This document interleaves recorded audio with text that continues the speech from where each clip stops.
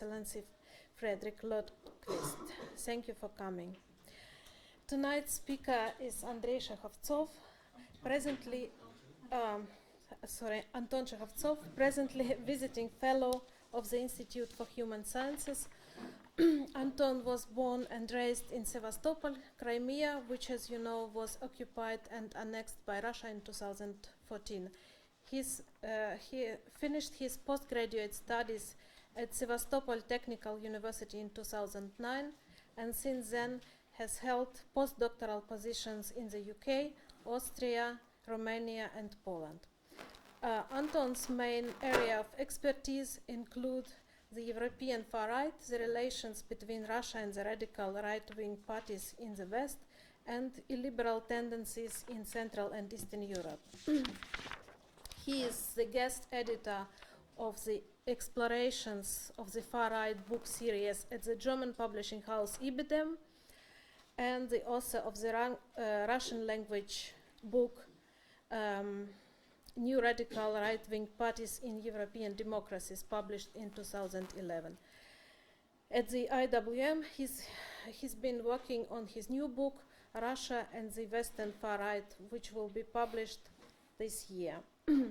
This brings me back to our speaker's lecture, which is dedicated to the same topic. Before Anton takes the floor, let me remind you that, as always, we invite you for a glass of wine downstairs in our cafeteria after the lecture and the debate. Anton, please.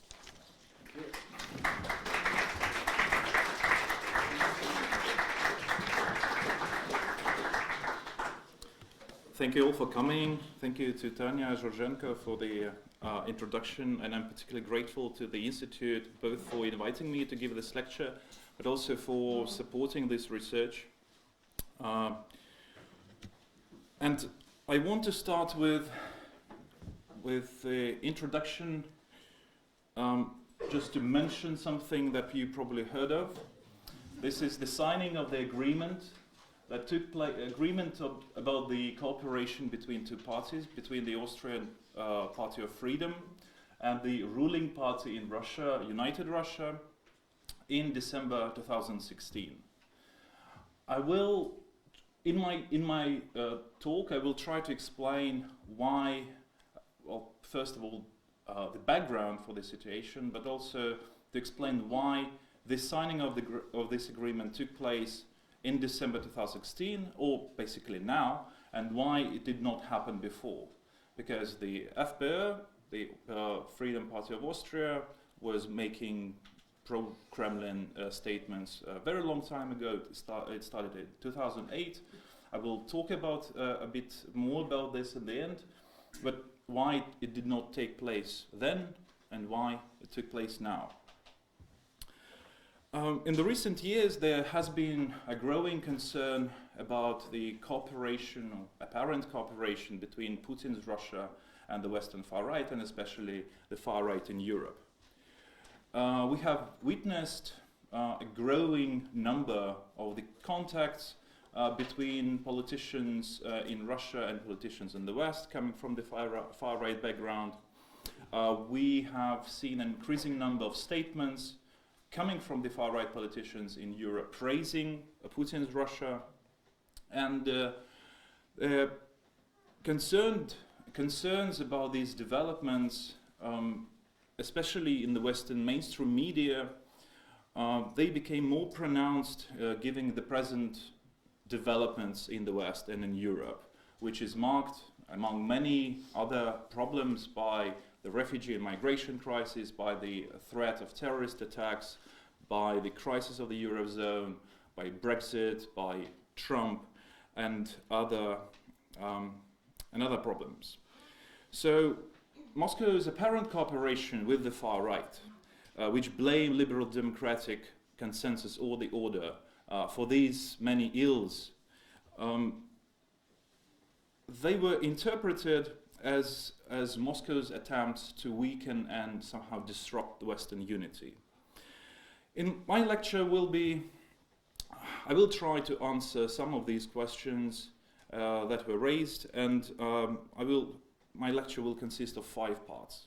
First, I will talk about the history of the relations between the far right in Europe and Russia, but that history would involve also the Soviet period. The second part, I will talk about how open contacts were developed after the demise of the Soviet Union. Then I will try to explain and discuss what changed in Russia itself, or in Putin's Russia, that previous contacts that did not work, they started working eventually. The fourth part will be about two institutionalized forms of cooperation between Russia and the Western far right.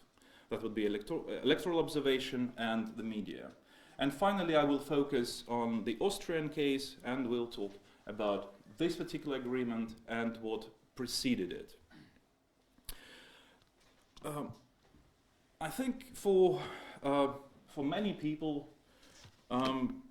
the possible cooperation between fascists in the West, in Europe in the 1930s, and the Soviets, on the other hand, were inconceivable. If we forget just for a minute about the Molotov-Ribbentrop Pact, the communist ideology of the Soviet Union made it almost impossible for the ideological cooperation.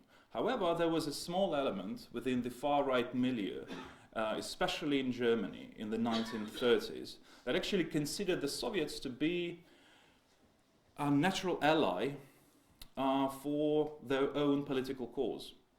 And that was first and foremost National Bolshevik movement. It was very small, it was quite marginal, but it was there.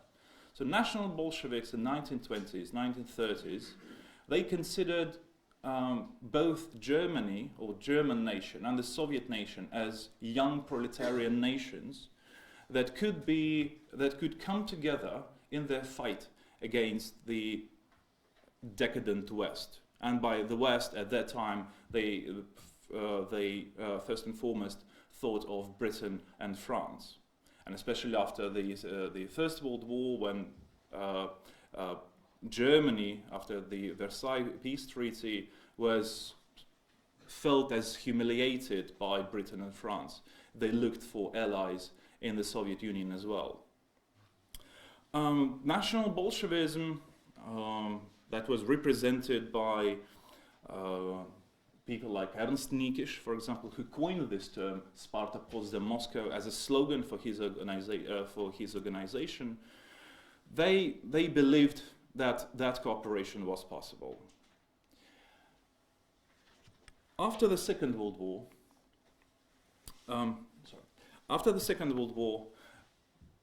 again, why would anyone imagine that the Soviet Union would cooperate with some organizations coming from the far-right milieu in the West? But there were such organizations, and there were such contacts. First of all, these were neutralist movements, so-called neutralist movements in West Germany and Austria. West Germany, and these contacts, they started to develop in the beginning of the 1950s. At that time, in West Germany, there was a very active discussion about whether West Germany should join NATO. There were proponents of joining NATO across all this political spectrum in West Germany, but there were also neutralists who thought that Germany should stay neutral, West Germany should stay neutral. Among them were far-right organizations. They were not very they were marginal, I would say, but they were there. Their idea was that for German nationalists to have a divided Germany was a catastrophe. It was really dramatic. And they thought, well, if West Germany joins NATO, then this divide will be fixed for a very long time. And the unification of two Germanys would not be possible.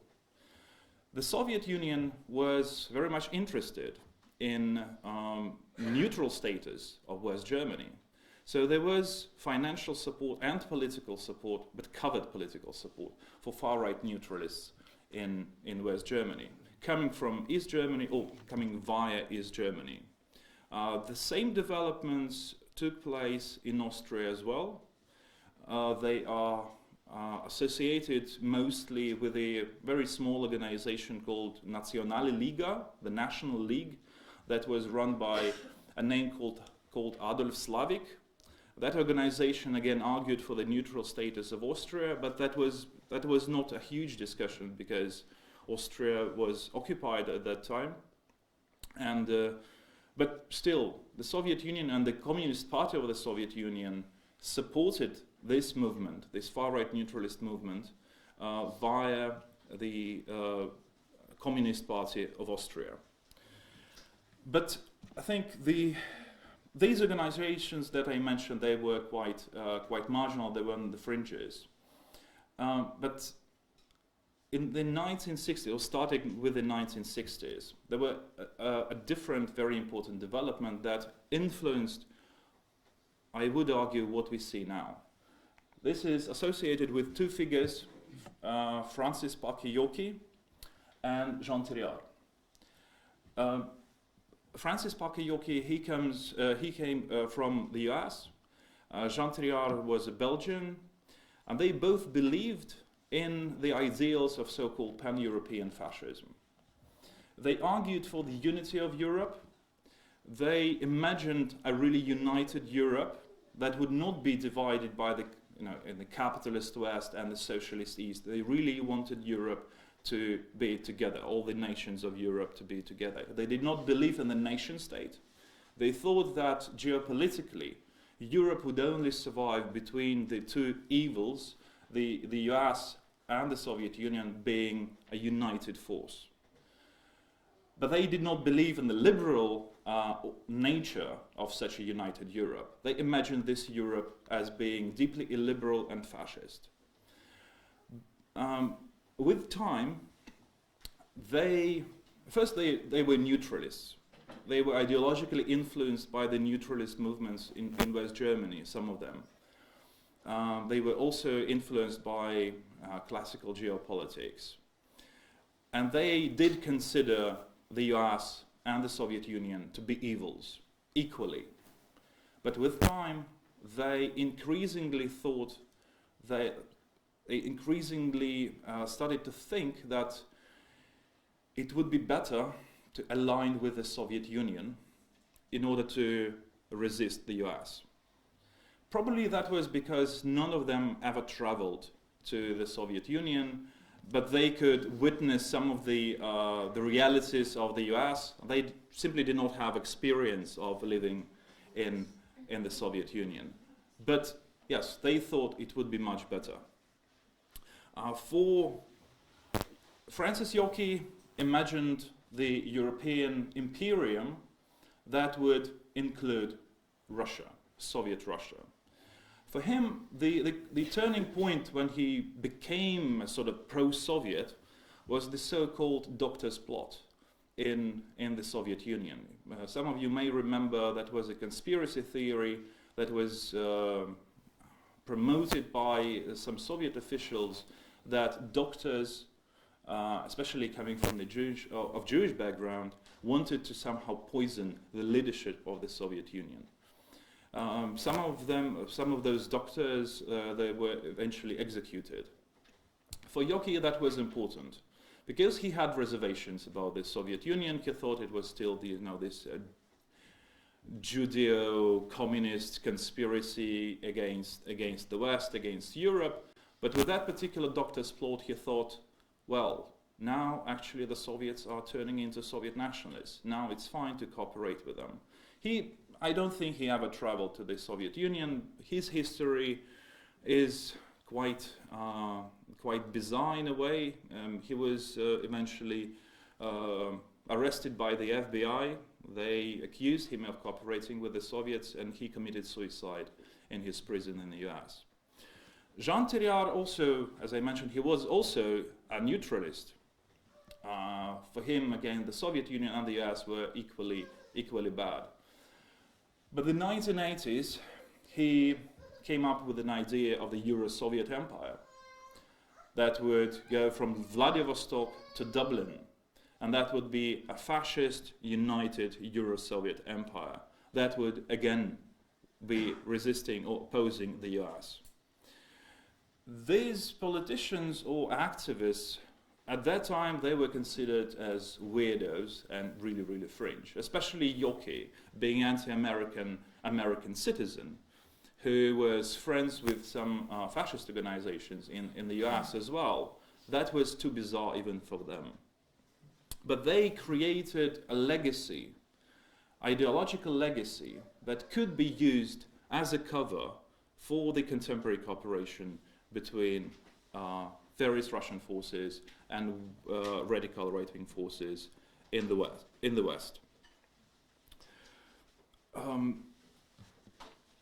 But it was not until the demise of the Soviet Union when the cooperation, or at least contacts, were established openly. And these contacts, they are first and foremost associated with three figures. This is Alexander Dugin, he's in the center, sitting in the company of a French and a Belgian new right intellectuals, I would even say. That was Vladimir Zhirinovsky, who established contacts not only with the National Front in the 90s, but also with the German Folk Union, with the far right in Germany, with the far right in Serbia, even in Poland, and some other countries.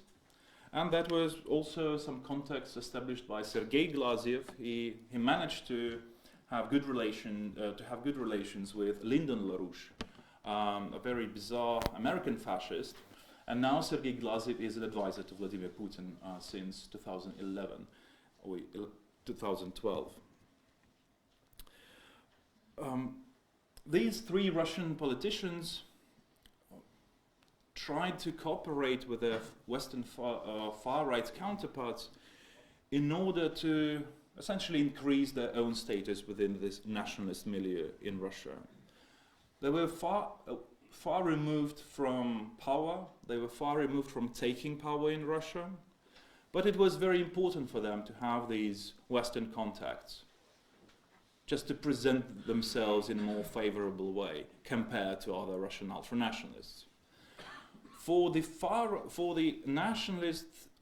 Western nationalists with whom they cooperated, it was, I think, a different agenda.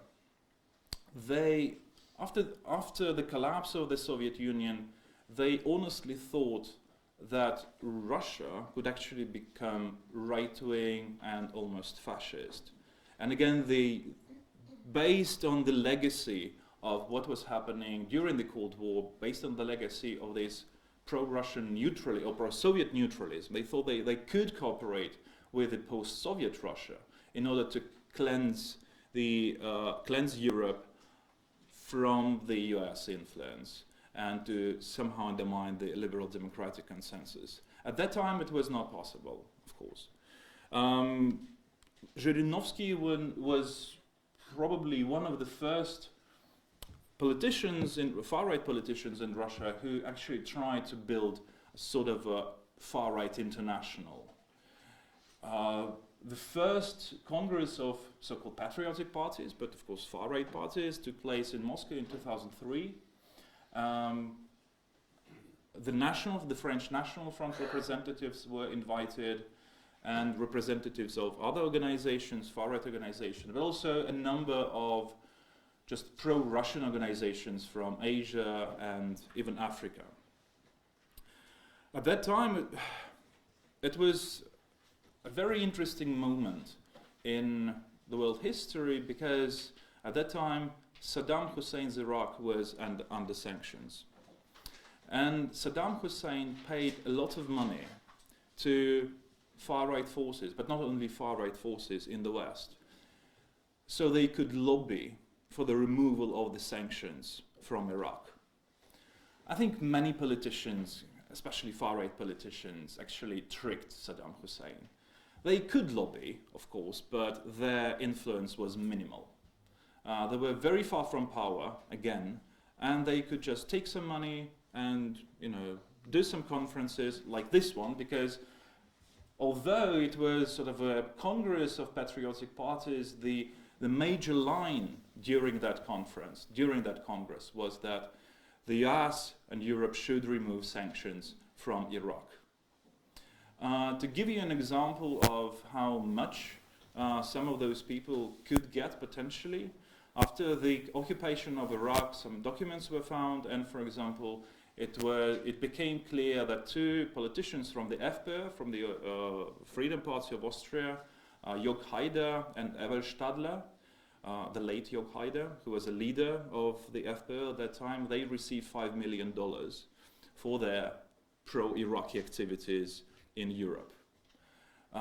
Jean-Marie Le Pen, who was the leader of the National Front at that time, it's unknown how much money he received for what he did, because he was lobbying for Hussein's Iraq since the 90s.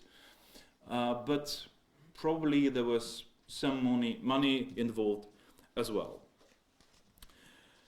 And now I must highlight that at that time, basically only the fringe figures of Russian politics were actually interested in cooperating with the far right in the West. And here is a question of why it changed and why it started to change. And I think it started to change in 2004, 2005. And here I will discuss a bit more Putin's Russia itself. I think it would be fair to say that Putin's Russia very much enjoyed a honeymoon with the West during the first presidential term of Vladimir Putin. That would be 2000-2004. The ruling elites in Russia, they were quite happy to launder money in the West. They were quite happy to bring some dodgy money into the West, to cooperate with big businesses, etc., etc. Moreover, Western politicians themselves, they were quite happy to cooperate with Putin. And you may remember that President of the US, George Bush, even talked about that he saw the soul of Vladimir Putin and found him a trustworthy politician who did a lot of good stuff to Russia. And then at the meeting in 2002, at the meeting of G8, Western leaders praised the democratic reforms in Putin's Russia. And that created, and this combination of that Russian ruling elites, the oligarchs, could launder money and could do some other businesses in the West, and also the praise coming from Western mainstream politicians, that created a feeling, both for Putin and the ruling elites around him, that actually the West, it's only called democratic or liberal democratic, but actually it was the same as us, but they had just used this rhetoric of, you know, liberal democracy and human rights, etc., etc., as a sort of a cover for their own corruption. And they thought, probably, well, we know we are corrupt, but we cooperate with them, so it means they're corrupt as well. But it all changed in 2004, or started to change in 2004. And I believe the turning point was a series of color revolutions in the post-Soviet space. That first it was Georgia in 2003, then it was the Orange Revolution in Ukraine, and in 2005 there was a color revolution in Kyrgyzstan. So what it meant for the Kremlin, for the official Moscow, it meant they thought they had this business with the West. But they considered those color revolutions as West-inspired or US-inspired attempts to bring about a color revolution in Russia itself. So that was for the ruling elites in Russia, that was considered sort of breaking a contract between the West, between the mainstream politicians in the West and Russia. And this is when many officials in Russia and the media and various youth organizations, they started turning to anti-Western and anti-American sentiments. Russian ultranationalists who were anti-American, anti-Western already in the 90s, they essentially left the fringes and they were moved closer to the mainstream of the Russian socio-political life. They did not become mainstream, but they were brought closer to the mainstream, closer to the center, whatever the center means, in the Russian context.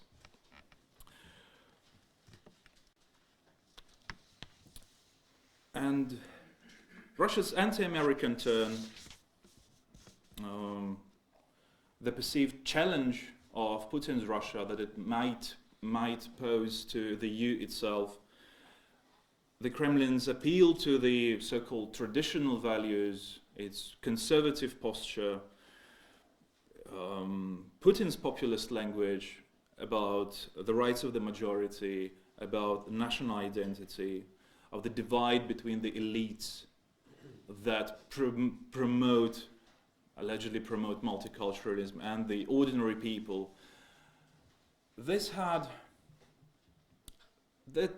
received attention from the far right. And if previously they could only praise Russia potentially, that it may be an ally with the far right, but now they saw that it's actually already there. Putin's Russia is our ally, full stop. There were a lot of praise for both for Russia as such and Putin's Russia, and I think for the Western far right that also had a very interesting psychological effect, because since the end of the Second World War, the far right were marginal in their own West European societies. They were on the fringes, and they also understood that after the Second World War there was this liberal democratic consensus in the West, in Western Europe, and their ideology was probably not old-fashioned. They did try to modernize it, but still it was somewhere on the fringes. But with Putin's Russia and with references to Putin's Russia, they could now claim we are no longer marginal. Look at Putin's Russia. The ideology of it is the same as we promote. This is the same doctrine, and we align with the same doctrine. And Russia is not a fringe country. It's a global power, regional power. It's also a power which is very important in geopolitical sense. So again, we are not on the fringes anymore. We are an alternative mainstream. We are a new mainstream, and we are going to take power across Europe and the West. That was the feeling. A feeling that you see now, a feeling that you can that many Western European far-right politicians or European far-right politicians would promote. So that was the turn, 2004-2005, and since then it developed only just in Russia. It developed in a more right-wing direction.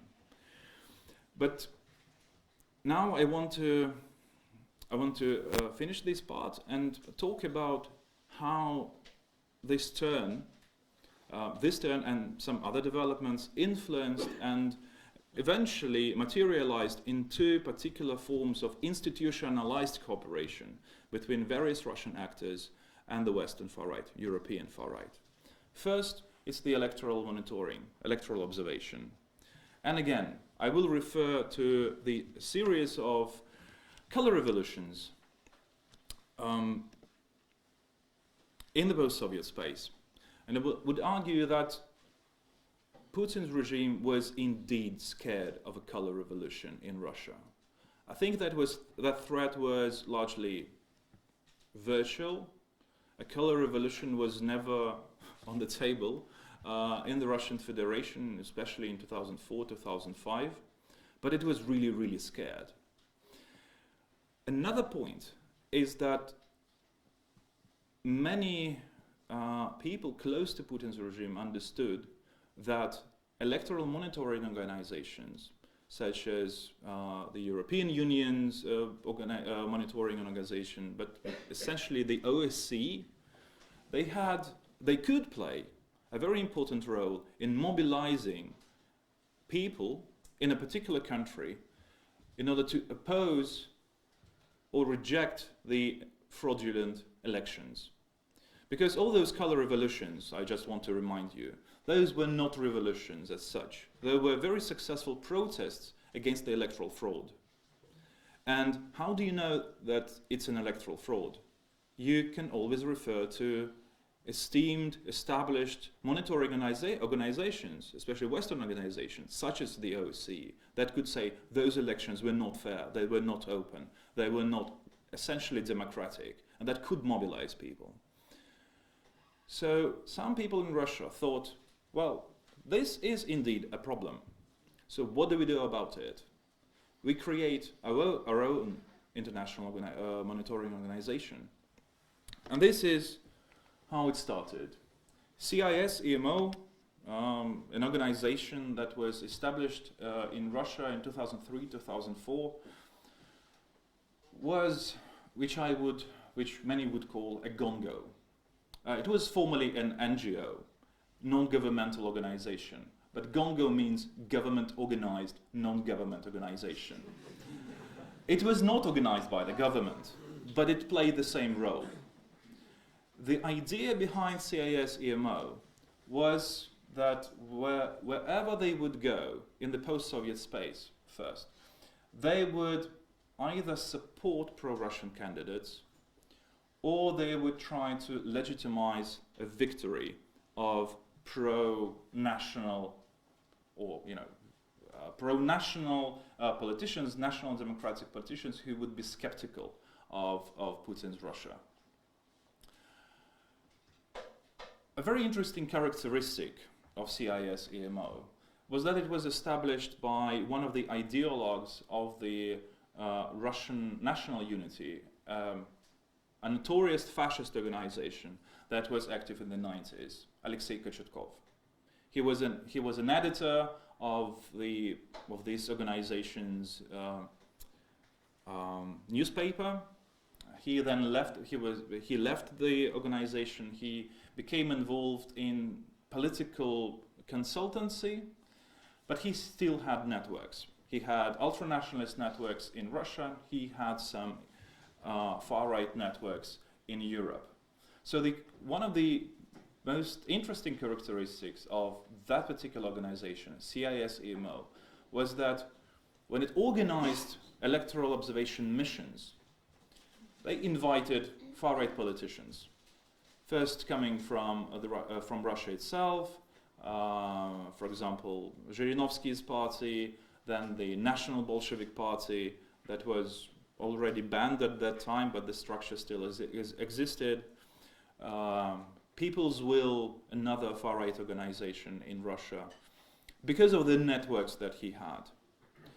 So again, they would go to some regions and countries in the post-Soviet space, and sometimes it was just legitimization.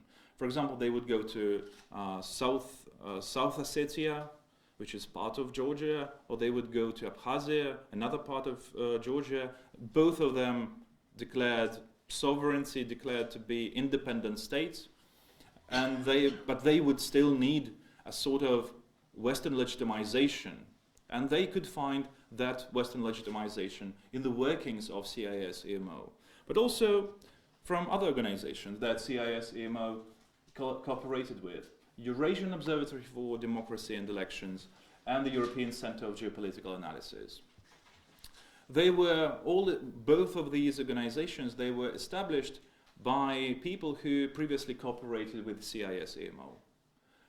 They just created parallel structures in order to look more prestigious and to add weight to what they said. Later they started to cooperate. These organizations, they lost contact because of some personal disagreements with CIS-EMO. Mateusz Piskorsky started seeing a wife of Alexei Kochetkov, and they started living together, so there was this problematic moment. And then they parted ways in terms of electoral observation business. But they found a new partner, Civic Control, led by Alexander Brod,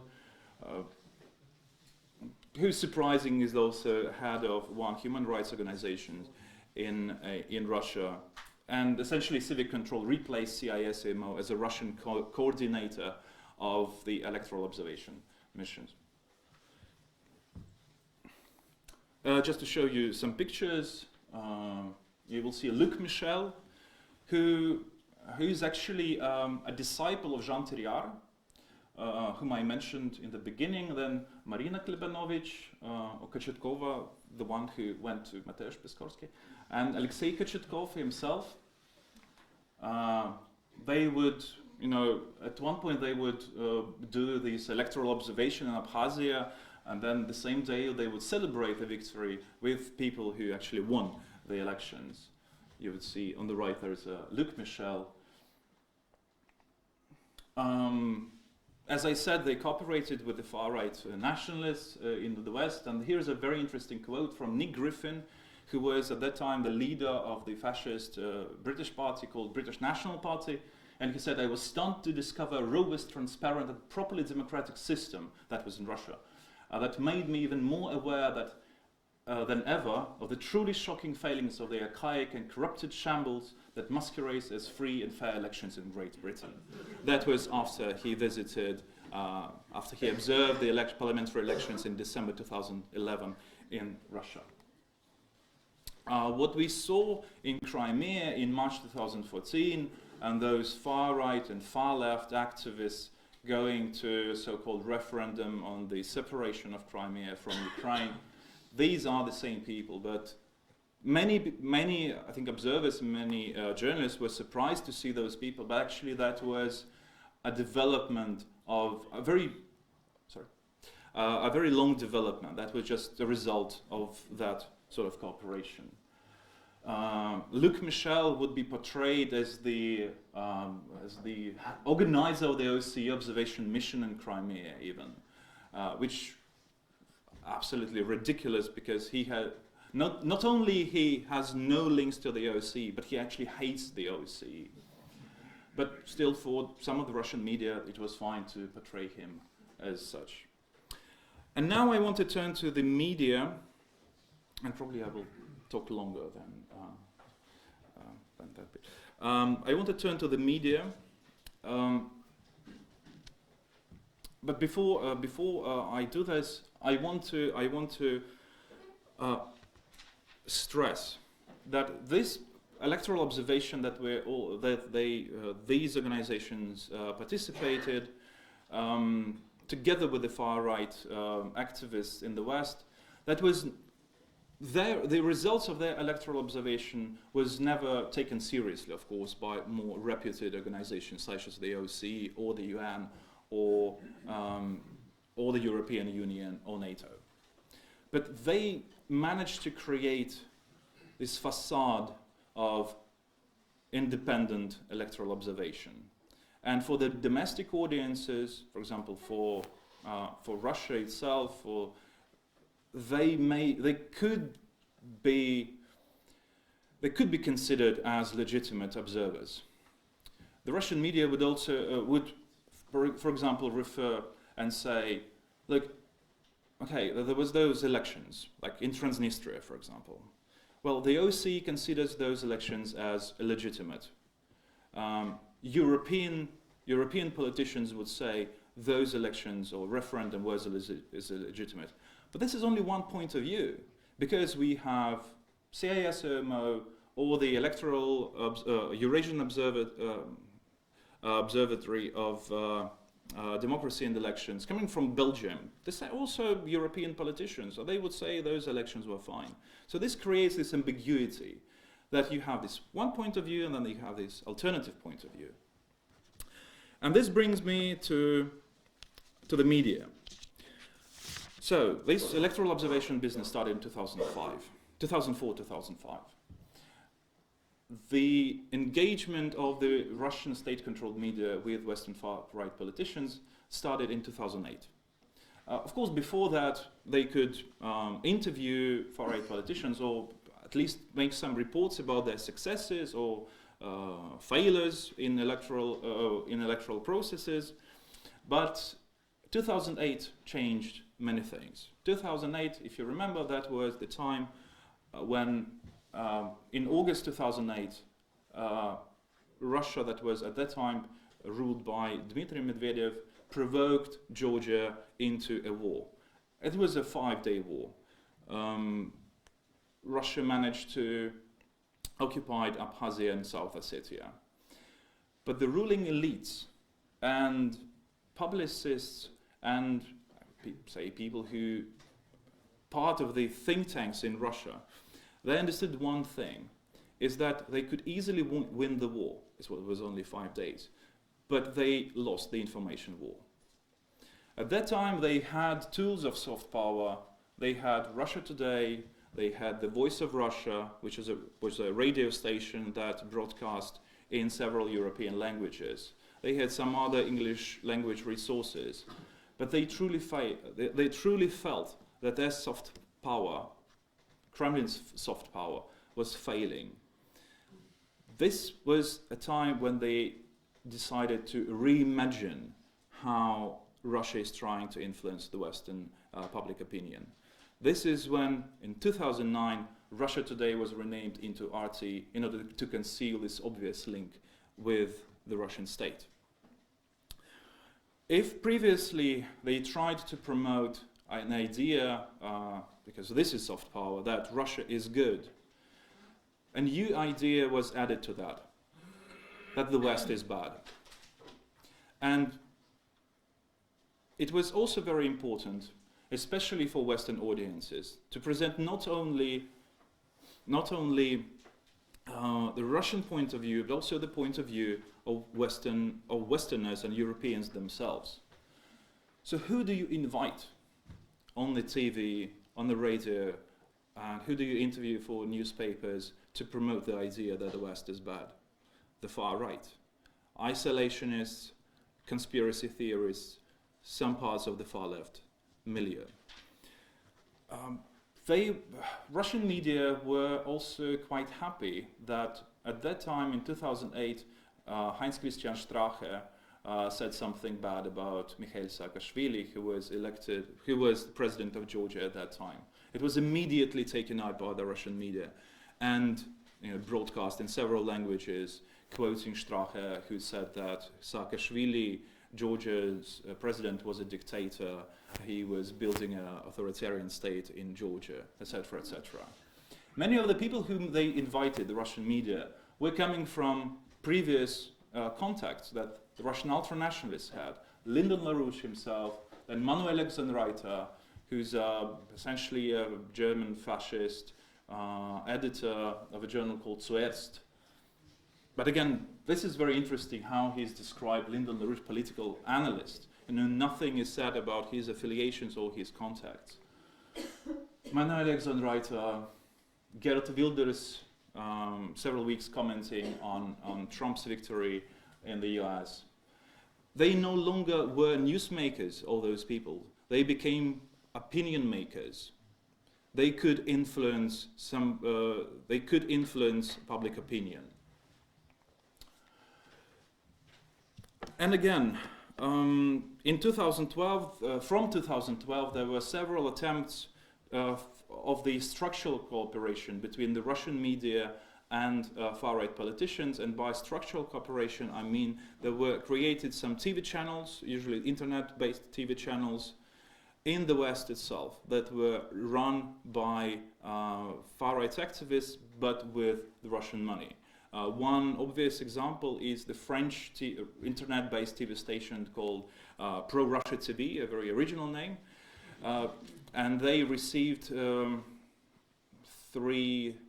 if I'm not mistaken, 300,000 euros for 2 years of operation. But unfortunately for them, their Russian link was a radio station, the Voice of Russia, that was discontinued in 2014, and they lost all the funding. But there was attempts to build those structural cooperation. I would say they failed, but at the same time, I would still argue that this engagement on the part of the Russian state-controlled media with Western far-right politicians managed to create a second institutionalized form of this cooperation. But now I don't have much time, I will turn to the Austrian case and talk about it. But I want to put it into context, which I think very important. These two forms of institutionalized cooperation, electoral observation and the media, the initiative for these forms of cooperation, they came from Russian actors themselves. I would not argue that those actors were somehow connected to the government or the ruling elites, but those were people who were able to sell their contacts with the West to the Kremlin and receive some support. I would not say, again, especially now on record, that they received financial support, but obviously there was some personal and political support for those organizations. But again, these contacts were initiated by Russian actors, not Western far-right politicians. But with many cases parallel to those sort of activities, many organizations, far-right organizations in the West, they were involved into pro-Kremlin political efforts, pro-Kremlin political activities. And one of those organizations was Austrian Technologies, a company that was run by, at that time, Barbara Kappel, who was advising, who was responsible for the economic policy in 2008-2009 of the FPÖ, of the Austrian Freedom Party. And that officially, this organization, Austrian Technologies, was involved in promoting Austrian technologies in Eastern Europe, including Russia, including Kazakhstan, including Ukraine. But they had this political angle. They had conferences, they organized conferences. And those conferences were very clearly pro-Kremlin and anti-American. This is a photo of one of the conferences, and you can see Mr. Strache and Barbara Kappel is on the far right. And their main Russian contact was Maxim Shevchenko, a Russian journalist who is known for his sort of quite ultra-nationalist statements. And since 2008-2009, the FPÖ was traveling to Russia on the regular basis. They had contacts with the Russian Civic Chamber because Maxim Shevchenko was a member of the Russian Civic Chamber. They went to see the governor of the Moscow region in 2011. The delegation of the FPÖ went to see Mr. Kadyrov, Ramzan Kadyrov, the head of the Chechen Republic, 2012. Then they had a Chechen delegation coming from Vienna and meeting again with the FPÖ.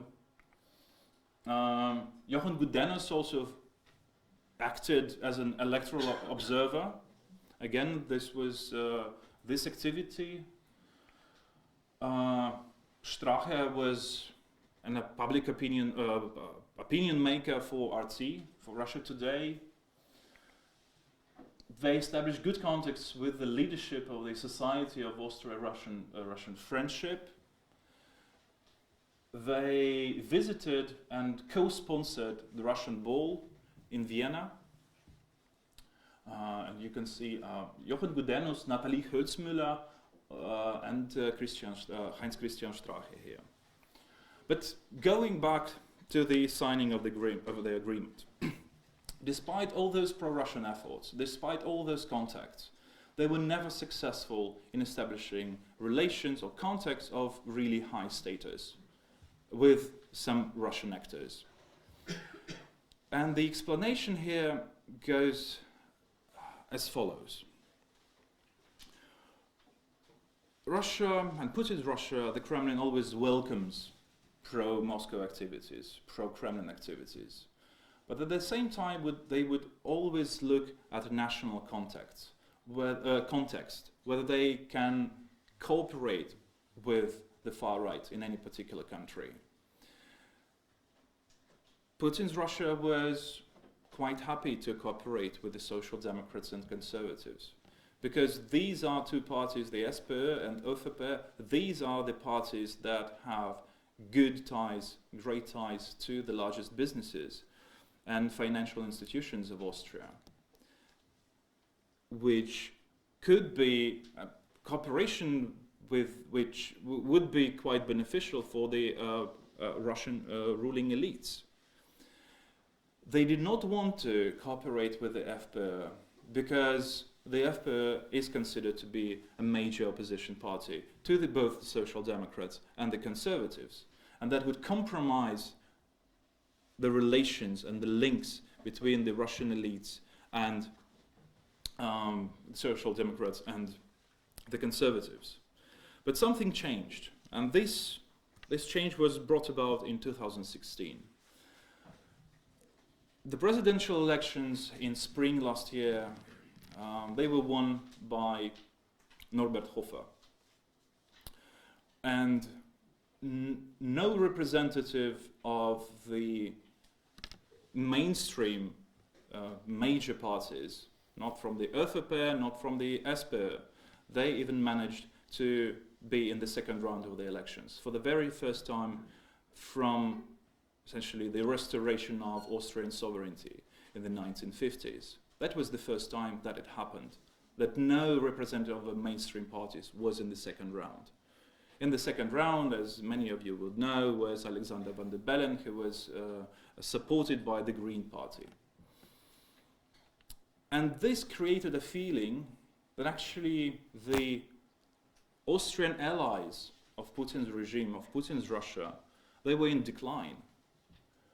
And this also created an opportunity where the Kremlin could potentially support the FPÖ, because, of course, Norbert Hofer lost in the end, but before he lost, in the rerun of the second round was held in December 2016, but already in November 2016, the United Russia, which is the ruling party in Russia, during their own official meeting, decided to conclude a cooperation agreement with the FPÖ. To tell you the truth, I'm very much sure that it was an initiative of the FPÖ, but they came up with this initiative several years before this agreement was actually signed. To tell you something else is that the Northern League, the Italian far-right party, Lega Nord, tried to sign this such a cooperation agreement with the United Russia several years ago and failed. I would say that this cooperation agreement opens many possibilities for the FPÖ. I am also sure that the aim of the Kremlin now is 2018 and the parliamentary elections in 2018 here in Austria. They may take place earlier, some would even say by the end of this year, but still, the FPÖ is now the most popular party in Austria, and there is hope on the part of the Russian ruling elites that the FPÖ, they may win the elections, obviously, but they could also form a coalition government with either the SPÖ or the ÖVP. So this is Moscow's hope at the moment. And to conclude, if we look at the history of cooperation, on the one hand, the Western far right, on the other hand, first Soviet Russia and post-Soviet Russia, we can see some very similar traces, some very similar trends. This cooperation is first and foremost driven by anti-Western sentiments, but at different points of time, those anti-Western sentiments would be interpreted in different ways. Something that remained all the time, one of the ideological elements that remained was anti-Americanism, anti-liberalism, and I would say anti-multiculturalism was again manifested in different ways in different eras. And I believe that if we look at the history, we can see that that cooperation, those relations, they developed from an attempt to legitimize Russia's foreign policy, and increasingly it also became a factor of the destabilization of Western unity.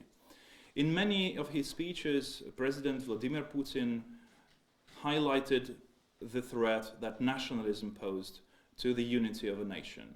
Of course, he talked about the Russian nationalists, Russian ultranationalists. He would always argue that Russian ultranationalists are bad because they harm the unity of Russia itself. But at the same time, there is this understanding that isolationism and xenophobic nationalism that some of these far-right parties expose, they are a threat to the unity inside the West itself.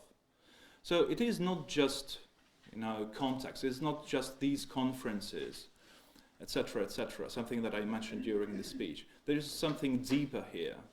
This is understanding that from the legitimization of the Kremlin's foreign policy, if it doesn't work, or if we want to have some other actors, not us, but the Russian ruling elites, if they want to have some other actors to cooperate with in the West, they would turn to the far right in order to, again, undermine the unity of the West, undermine, probably subvert the transatlantic relations and the liberal consensus in the West itself.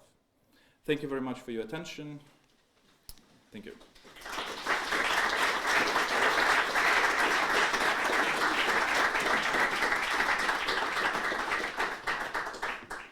Thank you, Anton, for your illuminating talk. Now the floor is open for questions. Please introduce yourself briefly when you ask your question.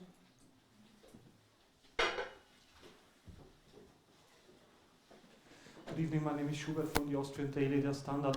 I would just be interested in the question, to what extent Putin and Russian leaders communicate what you said towards the Russian public and within the Russian political discourse, because there are always these fascist allegations against other countries, mainly against the Ukraine, for instance. So there is a certain rhetorical gap. So do they try to bridge this gap, and if yes, how do they do that? Thank you. Mm-hmm. Shall we collect, or do I answer? Yeah, we can collect maybe 3 questions. Wolfgang Müller, thank you very much for this fascinating talk. I would like to ask you to perhaps talk a little bit more about fascist groupings within Russia and how they fit into the picture.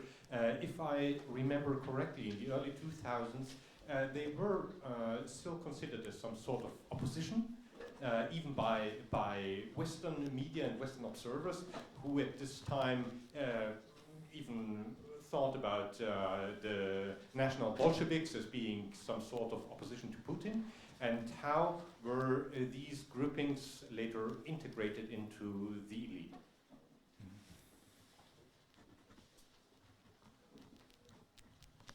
Thanks so much for this. I'm Holly Case. I teach at Brown. I thought this was very interesting. My question is related to, you explained why the far right is what the far right does for Russia, and what Russia sees as the benefit from them legitimating election results, for example. Could you talk a bit about what concretely the far right sees as a benefit from this alliance with Russia? What does it get in return? If the FPÖ is already the most popular party, what does this alliance with United Russia do for them concretely?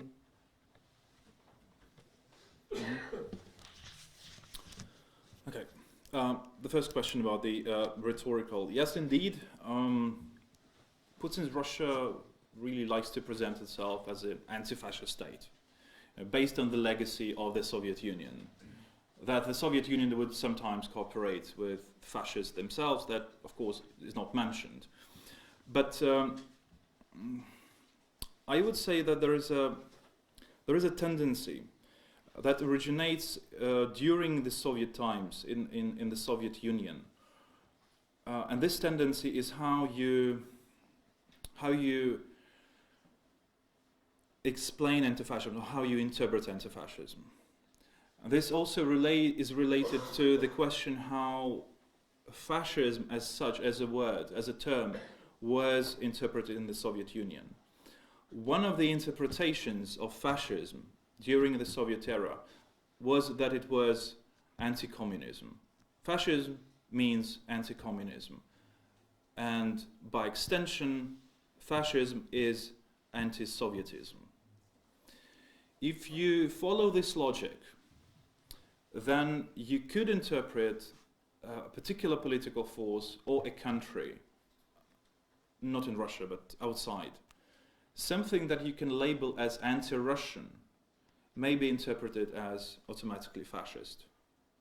So Ukrainian far-right nationalists are obviously fascist because they are anti-Russian. But the far-right forces in the West, if they're pro-Russian, they would be labeled as just right-wing or conservative. This is, this rhetorical solution to this idea of how you treat them. And as I will just show,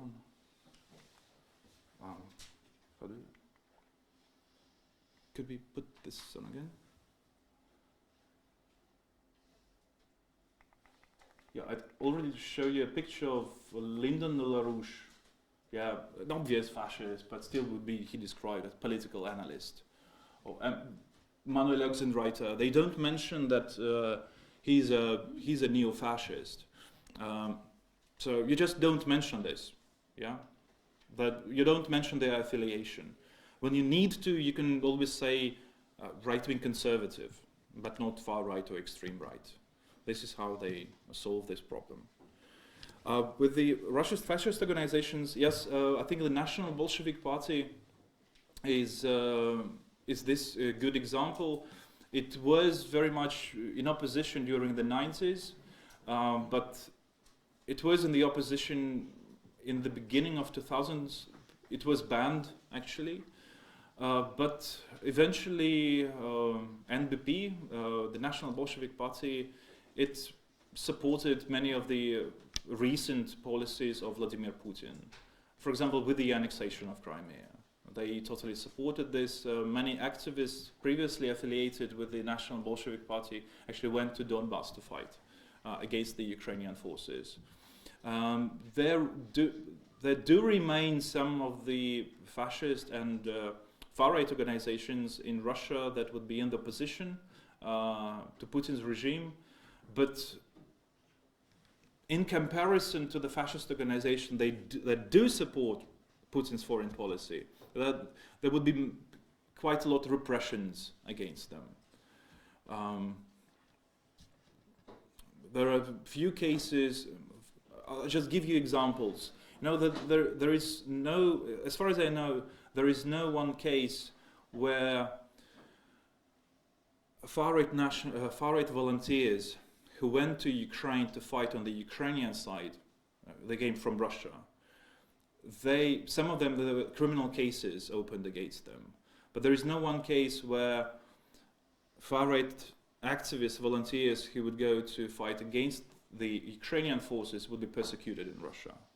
So there is this, double standard involved in how you deal with these organizations.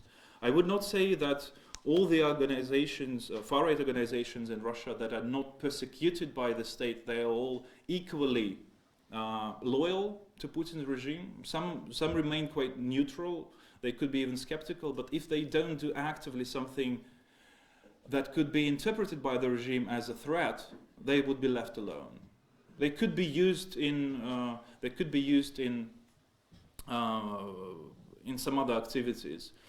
For example, there is this guy, if I'm not mistaken, his name is Dmitry Steshin. He works as a correspondent for the Komsomolskaya Pravda, for the Komsomol Truth, which is the biggest tabloid in the Russian Federation, and Dmitry Steshin is coming from a violent neo-Nazi organization, Russian Image, Русский образ. But he managed to prove his usefulness for the regime, and he's not persecuted. Some of his friends are, who were still in the opposition, who were still violent and could not accept the regime. So there are very different cases of how it works. What benefits do the far right have? As I mentioned, there is this very strong psychological effect. They do consider, especially in the 90s, 1980s, they did consider themselves to be in the fringes. They really believed in that. No matter how they try to, present themselves as legitimate and, moderate, because they did try to moderate already in the 90s, they still thought that the liberal consensus is much, much stronger than they were. But now they appeal to Russia. And this works for the domestic audiences as well. They could point to Russia and say, and they could say to their own domestic audience, we are no longer marginal. Our ideas are winning. Look at Russia. It's a huge country. It's a regional, global, geopolitical power. It's run by the same ideas that we have. Also, many journalists generalize very often that Moscow funds all the far-right parties in the West, which is not true. But actually, Moscow does not have to fund or sponsor far-right parties in the West. Many of them are ready to do this for free. And if we look at the party that I already mentioned, the Northern League in Italy, they are quite in a dire economic situation. They really need money. They had to sell some of the assets that they have. Already after they made this very clear pro-Putin turn in their rhetoric and their statements. But they would still go to eastern Ukraine, they would still go to annexed Crimea, they would still go to Moscow and praise Putin, praise Russian foreign policy interests, and in hope that maybe at one point Moscow will consider, probably not even funding, but sending some high-level politicians to see them, to meet them in Italy, because that would be a signal to a large part of the population in Italy that the Lega Nord, the Northern League, is supported by Russia. And this is a big deal. This is something very important. Going back to the FPÖ case, this document, it's a very long one. I would not possibly mention all the provisions, but it mentions one interesting point that was mentioned all the time when the FPÖ delegations went to Russia, or when they received the delegations from Russia in Austria, in Vienna. Every time they went to Moscow, they talked about mutually beneficial business cooperation. And now they have this point that these two parties will contribute to the beneficial cooperation in the business area between Austria and Russia. So this opens up a very interesting possibility, which may be useful for the FPÖ, especially in their preparation for the next parliamentary elections.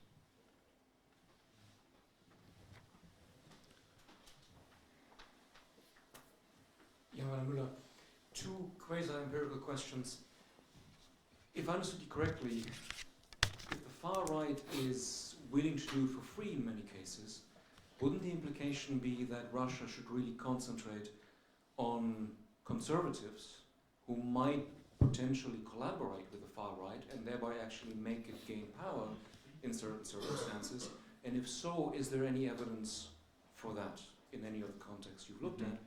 And secondly, maybe a very naive question, but if somebody, let's say last year, was trying to weaken the EU and show disunity, wouldn't the most obvious thing have been to back the Leave campaign in Britain? And if so, is there any evidence of that?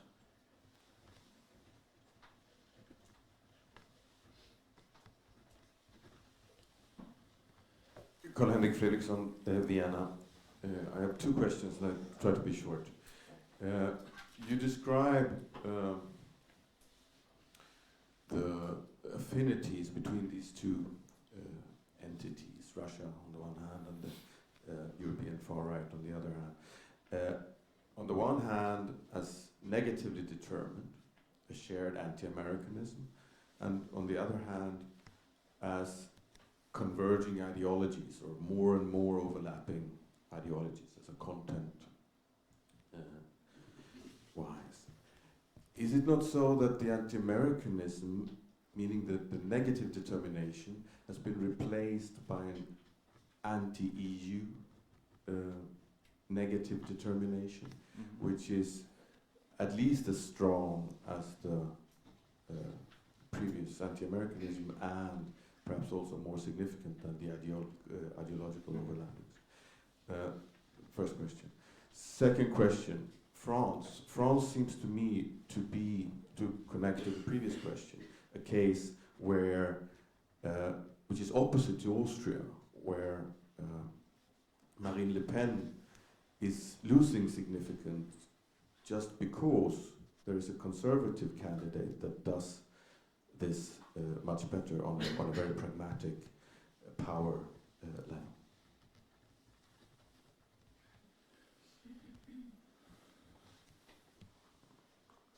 Thank you very much for this. Agnieszka Paseka, University of Vienna. I have also two questions. The first is about the place of Eastern Europe in your talk, and I know that the talk was about Western Europe and Russia, but I was wondering how, for example, countries like Hungary and Orban, very friendly policies towards Russia, to what extent it matters for Russia, and to what extent actually you would rather than count Hungary as one of representatives of the West, and Eastern Europe means something very different to Russia today. And related to that, I also wanted to ask about, because among some Eastern European far-right actors, the discourse of pan-Slavism, this neo-pan-Slavism, is very powerful today. And I was wondering again if that's something that matters in Russia. And second is rather a comment, because I was wondering, listening to your talk, you were showing us a series of pictures of the meetings between politicians from the West and from Russia. And if those were people who were representing a central of left-wing or even right-wing party, that wouldn't be surprising to us at all, right? That politicians from different countries look for alliances. And so should we really see it as that surprising that far-right parties cooperate too? You mentioned so many economic interests, and I had a feeling that you were presenting it as something a bit surprising. Why actually, if we want to treat them as any other political actors, no matter how much we agree with them or not, isn't that quite obvious that they actually do cooperate and search for alliances across borders? Thank you. Mm-hmm. Yeah. I will combine two questions about the conservatives. No, probably actually three questions. About Orban, about France, and conservatism in general. Well, they already cooperate. The Kremlin already cooperates with the conservatives. But here is what I would call the idea of two plans. Plan A is plan A and Plan B. So the Plan A for the Kremlin would be to keep business as usual with the political forces that are already, with whom they already have business in particular countries, in Hungary, in Austria, in many other places. But this only works if those mainstream forces, maybe coming from the conservative parties or even social democratic parties, they have to be in power, and they have to be. They don't have to be anti-Kremlin, anti-Putin. They don't have to support the sanctions. So then the cooperation is possible. for example, France presents a good example. Marine Le Pen was elected president of the National Front in 2011. She immediately said that she wanted to go to Russia and meet with someone who is close to real power in Russia. At that time, the level of protocol that the Kremlin offered to her was not enough. That would not be someone close to power. And why? Because of the 2012 elections in France. The two most popular candidates at that time were Nicolas Sarkozy and François Hollande. Moscow really wanted to have good relations with either of them. They could not give a high protocol of Le Pen's visit to Moscow in order not to compromise potential relations with either Hollande or Sarkozy after the elections. Putin was re-elected for the third term in March 2012. In May, François Hollande was elected as president of France, and Putin went to Paris to meet Hollande. And during the talks, Hollande criticized Putin a lot about over the support for Assad in Syria. And essentially, summer 2012 was the time when the Kremlin, or people who advised the Kremlin on France, said, well, it doesn't work with Hollande, let's try the National Front. This is how it all started. And eventually, the National Front received a 9 million loan from a Russian bank. And but it changed again. So the plan A was to cooperate with mainstream politicians, with either Hollande or Fillon. Plan B, if it doesn't work with the mainstream politicians, then plan B, we cooperate with the far right. And we make the life, for the mainstream as bad as possible. But it may also reverse. What we see now is actually a reversal from plan B to plan A. Because Alain Juppé, from the Republican Party in France, he lost the primaries, in the Republican primaries. He was quite popular, but he was also very skeptical about Putin's Russia. So the primaries were won by François Fillon, who is quite friendly towards the Kremlin. He argues against the sanctions, he calls for a dialogue with Putin's Russia.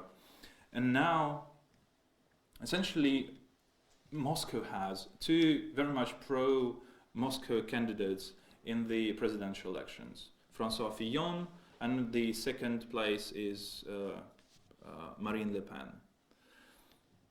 It's already quite happy. But in the second round of the elections, Marine Le Pen is going to lose, most likely. And if they compete, François Fillon and Le Pen, if they compete, Fillon wins. So the idea of reversal from plan B to plan A is not to compromise relations in advance with Fillon. If they support somehow Marine Le Pen, that would mean that Moscow supports a major competitor to Fillon, and that would be compromising for Moscow. This is why in 2016 the National Front already started to have real problems with funding, with money, and the Russian bank that loaned 9 million euros to the National Front, it went bankrupt. Its activities were taken up by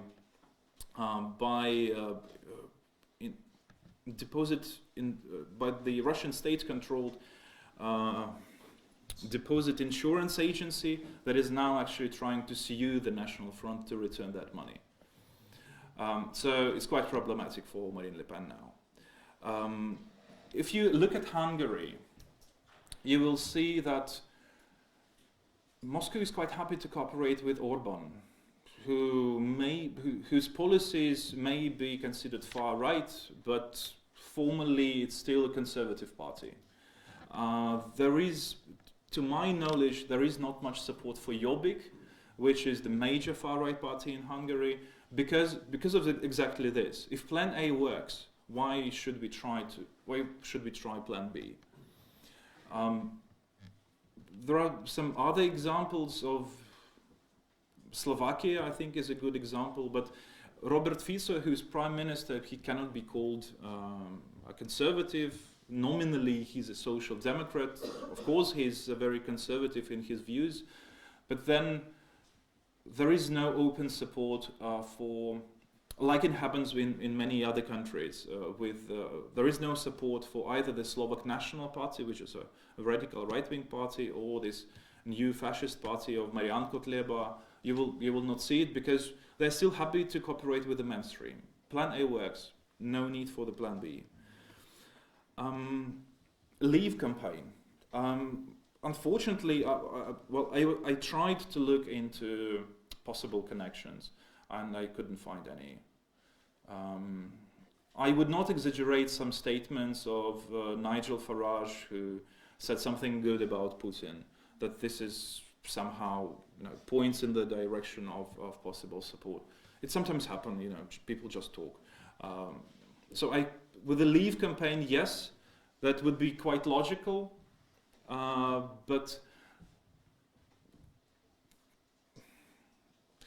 there is lack of evidence for this. Maybe some time we will know.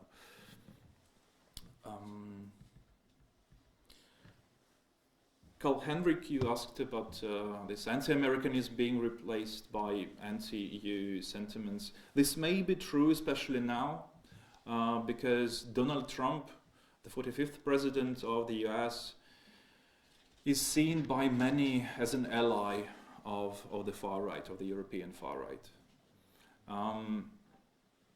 The delegation of the FPÖ went to Washington during the inauguration of Trump. Marine Le Pen was seen in the Trump Tower, which does not mean that she ever met with anybody from the Trump's team, but still, maybe it was good for her to just be photographed in the building. And yes, but also we must understand that anti-Americanism is not, I think in most cases it was driven by, not by geopolitical considerations, but by the ideological considerations, because anti-Americanism was about anti-liberalism, and if now they could be fine if America becomes anti-liberal, then they would just tone down the anti-American rhetoric that is very much the legacy of the far right, especially during the Cold War. So yes, now the European Union is the primary target for all those people.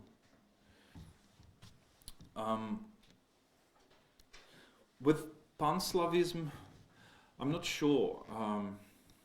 I think it's mostly relevant for not even Eastern Europe, but for the Balkans, for countries such as Serbia, Montenegro, and Macedonia.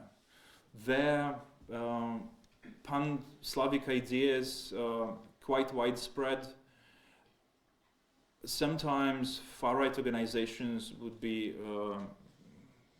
promoting those ideas, and as such they would be quite useful for the Kremlin. But at the same time, pro-Russian sentiments, and I'm not calling pro-Russian sentiments bad.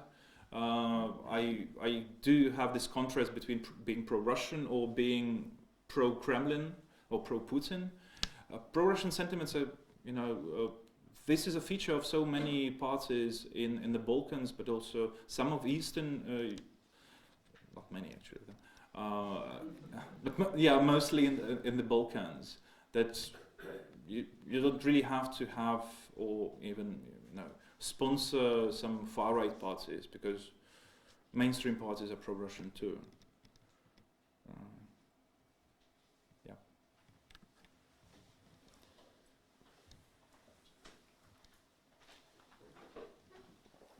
So I think this is the moment when we can thank Anton for his talk and thank the public for interesting questions, and I remind you there's wine and cheese waiting for you downstairs. Thank you for coming.